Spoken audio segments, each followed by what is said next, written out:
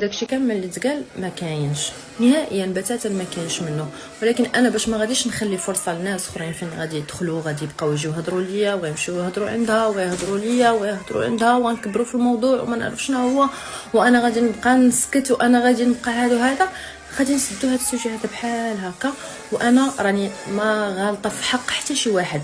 يمكن هي بالنسبه ليها الغلط الوحيد اللي درت هو انني انا خدمت مع هذيك السيده في شامبوان ابري شامبوان والماسك، بانني انا بحال زعما بغيت نضرب ليها في الخدمه ديالها. هادشي اللي كاين لا غير. ما كان كيصرف عليا حد، ما كان كيعطيني شي حد شي حاجه. الا كانت كتجيب شي حاجه لمحمد اركان هذاك راه ولد ولدها، يعني ما عمرها عطاتني انا كشي حاجه في ايديا، ولا جبت لي شي حاجه انا في ايديا، ولا حتى شي حاجه.